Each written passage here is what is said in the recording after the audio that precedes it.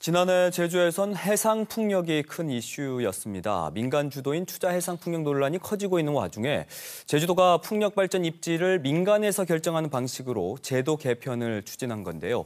이 문제를 취재해온 김가람 기자와 함께 자세한 이야기 나눠보겠습니다. 어서 오십시오. 네, 안녕하세요. 네.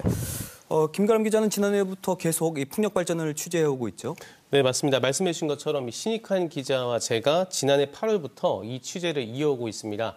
익히들 앓고 계신 추자 해상풍력이 계기였는데요. 이 추자도에서 국내 최대 규모 해상풍력이 추진된다는 소식을 처음으로 보도했고, 이 제주 동쪽과 서쪽 해역에서 어민들의 동의 없이 민간 주도로 추진된 해상풍력 사업을 단독 확인해서 제동을 걸기도 했습니다.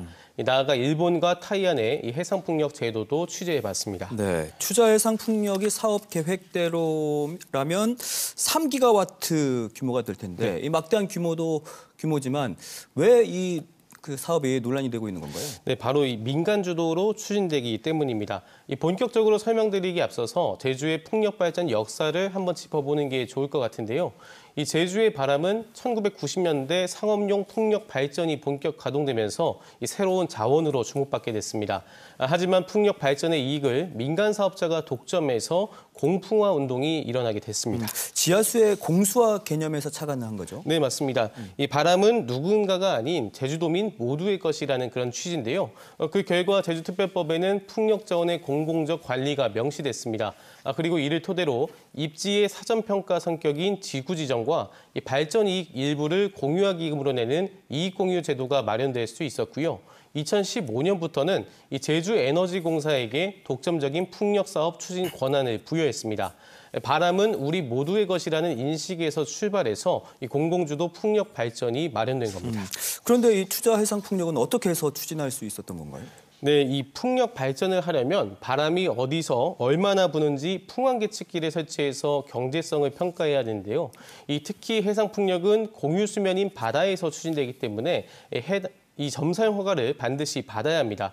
그런데 제주시가 이 허가를 사업자한테 덜컥 내준 겁니다. 이 제주에서는 제주에너지공사만 독점적인 사업 추진이 가능하기 때문에 사실 반려를 했어야 하는 거죠. 네. 어쨌든 이 허가를 바탕으로 경제성 평가를 마친 사업자는 한술 더 떠서 이 전기가 다른 지역으로 가는 만큼 제주가 아닌 정부에서 허가를 받을 수 있다는 뜻을 내비쳤습니다. 이런 상황에서 제주도가 공공주도 풍력 발전의 전면적인 개편을 예고한 거고요. 네, 그렇습니다. 사실 제주에너지공사의 독점적인 추진 권한은 지난해 말로 종료될 예정이었습니다.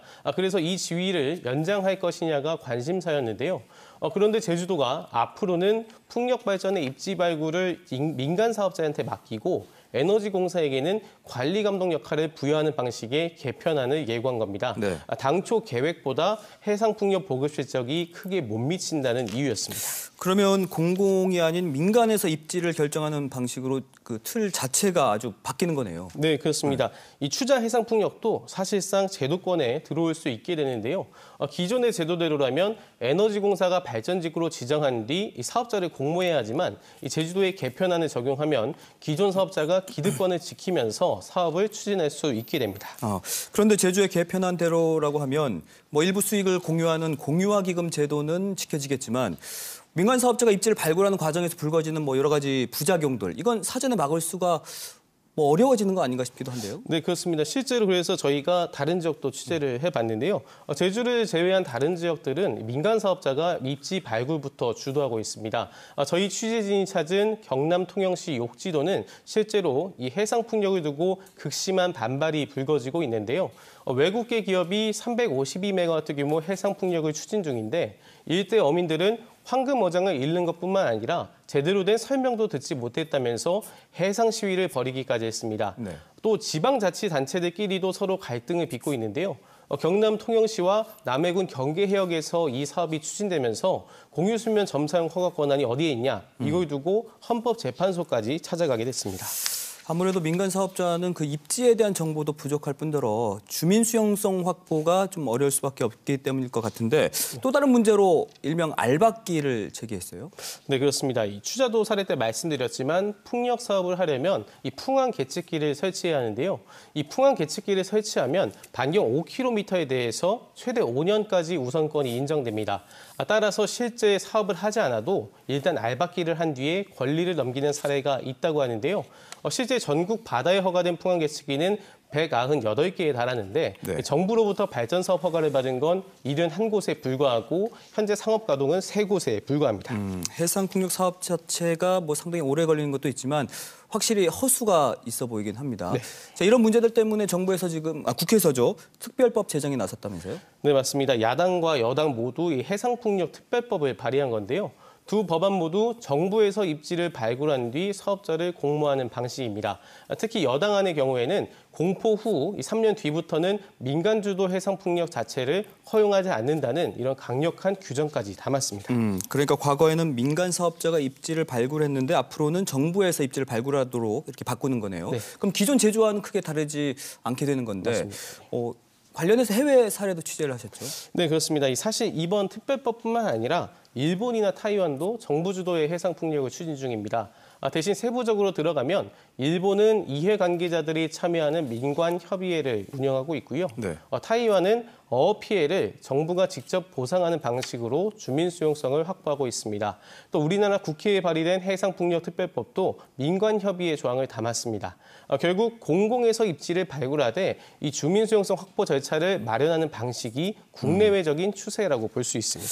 그래서 제주에서도 섣부르게 제도의 틀을 바꾸는 것보다는 기존의 제도를 좀 보완하자 이런 목소리가 나오는 거군요. 네, 그렇습니다. 실제로 공공에서 입지를 발굴하게 되면 이 불필요한 사회적 갈등을 사전에 예방한다는 장점이 있습니다.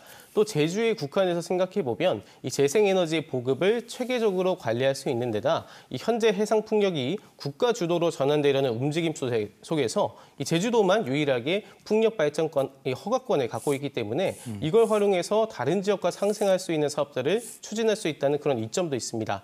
따라서 말씀해 주신 것처럼 공공주도 방식을 유지하되 보완하는 게 맞다는 지적이 나오고 있습니다. 그렇군요. 그럼 마지막으로 제주도의 풍력 제도 개편은 지금 어떤 상황입니까? 네, 제주도는 앞서 말씀드린 것처럼 민간에서 입지를 발굴하는 방식을 입법 예고했다가 현재는 보류한 상태입니다. 이후 이 공공에서 입지를 발굴하되 이 본격적인 사업 추진 전부터 사업자를 공모하는 방식을 내놨지만 이 별다른 공감대를 얻지 못했는데요. 내부적인 검토를 거쳐서 새로운 개편안을 만든 뒤 이 조례 개정에 나설 것으로 보입니다.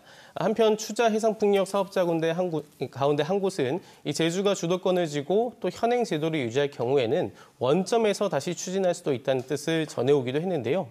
현재 제주는 에너지 전환이라는 이 시대적 과제와 체계적인 해양 공간 관리 등 어느 하나 소홀히 할 수 없는 상황이죠. 다만 지역사회가 주도권을 쥐고 공공자원의 개발 이익을 도민 전체가 향유하도록 한다는 이 공공적 관리 원칙을 수립해 놓은 만큼 이 점을 유념해서 정책 결정을 내렸으면 하는 바람입니다. 네, 오늘 소식 여기까지 듣겠습니다. 김가람 기자 수고하셨습니다. 고맙습니다.